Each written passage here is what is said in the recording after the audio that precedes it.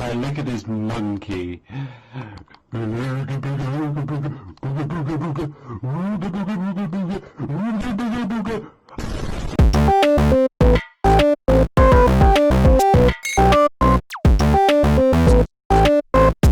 Alright, yo, what is up guys, it's Shadow, and we're back for another tutorial video.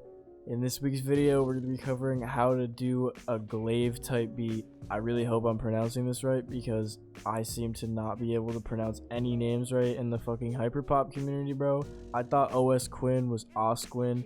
I thought Eric DOA was Eric Doa. I thought Lou was Liu. Bro, it's bad. So I really hope I'm pronouncing Glaive right. The boss man himself. We're going to be making a Glaive type beat today in the style of his song Sick, which is produced by I think Black Winterwells and Lou. And yeah guys, before we start the video, I just want to say I worked really hard on this beat specifically, so can we try to get 50 likes in the first week? And if you fuck with the video, hit the subscribe button. Every Saturday at 6 p.m. or sometimes Sunday, because I'm lazy, I post these videos. Let's get right into the video. Alright, so before we start the video, I just want to say this might seem very intimidating, but I promise you it's not as hard as it seems. Before we get into this, we're going to set our BPM to 103. Now that we have that out of the way, I'm going to get into the sound selection for the beat. Okay, again, this seems really intimidating. There seems like there's a lot of sounds, but I promise you I'm going to make this as easy as possible. So let's get right into this real quick. First, we have the snare. Then I have clap 2. Then I have hella generic perk, steel, forget serum real quick, laser, pin, sandbag, shake, the snare, this rim, this kick. For the melody, I use serum. A lot of things that Lou produces, that Black Winterwells produces, you know, a lot of things that people in the hyperpop community use. A lot of the melodies are just sine waves. You know, sine waves. Yeah, sine waves. But even though serum is a very expensive paid plugin, what the fuck am I saying? You can just use the 3x oscillator, or you can just Google a free sine wave plugin. It's a really common thing. Like I said, there's a free one that comes with FL Studio. So just try to emulate the melody that I made with your own oscillator, or if you have serum, even better, use serum.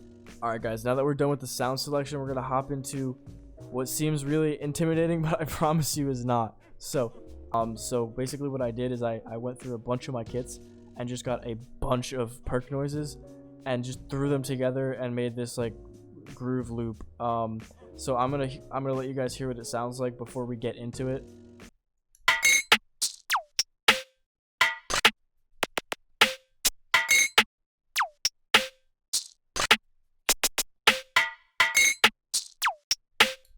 Alright, you guys get the point of it.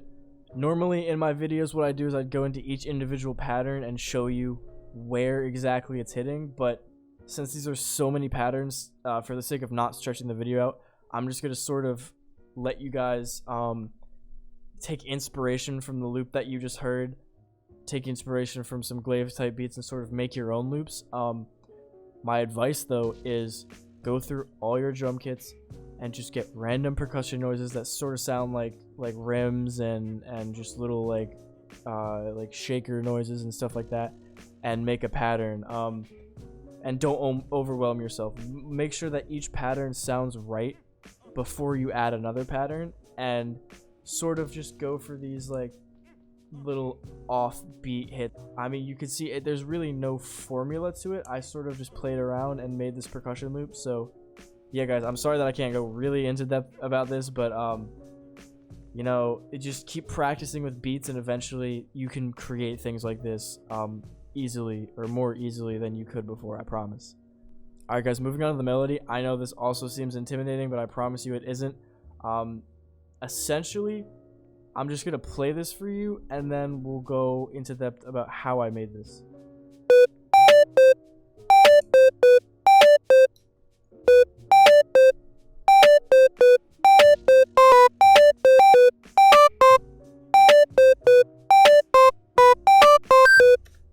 So essentially guys, the melody really is just a loop of a couple notes with variations, and I'm going to play you what the actual notes are that I copy and pasted and just added variations to. This is the pattern.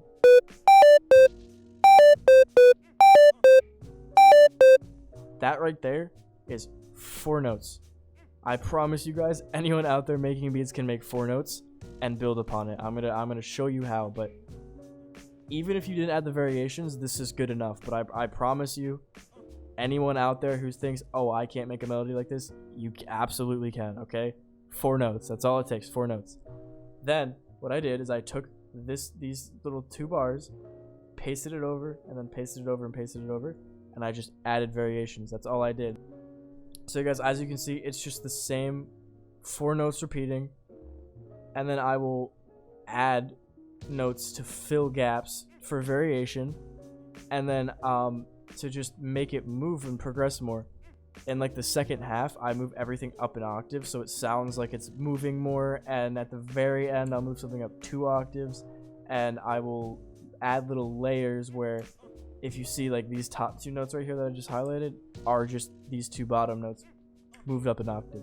So what I want you guys to try to do if you want to try to make these melodies and think you can't is just make a basic 4-note melody, just copy and paste it for 4 bars, and then try to add variations, try to add notes that fill the gaps and make it sound like it's progressing more, and then add even more variation and more variation until it sounds right to you. If you are struggling to do that, keep practicing. If you're not struggling to do it, then perfect, you know, you're just heading more towards the direction of what Glaive's music sounds like. So yeah guys, that's the melody. Now we're gonna move on to the bass of the beat. Okay guys, before we play the bass pattern, I just want to say this was a bitch to find, bro. I don't know why I struggled so much, because usually I'm pretty good at finding the sounds that artists use, but I could not for the life of me find the sound that Glaive used, or well, technically Lou and Black Winterwell used in Sick. But it's this sort of like groovy like bass stab almost, and basically what I used for it was this preset called Deep in Citrus. If you open up the presets, holy shit, there's a lot of presets, but if you go over to bass and click Deep, that's the preset I used. And these do have effects on it, and I will go into how I use the effects, but I'm just going to play the pattern for you real quick.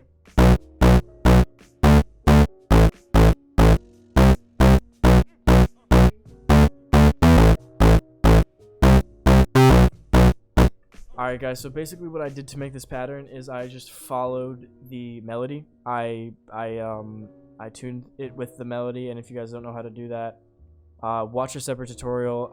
I might make a tutorial on how to tune your 808s in the future, but usually in my videos it takes too long to go in depth about. But basically I just had this pretty simple pattern that you could hear. It's just like a little repetitive stab. And yeah guys, there's really not much that I could teach here. Alright guys, the last pattern in this beat is the kick. I'm going to play the kick out real quick and then explain to you guys how I sort of went about it.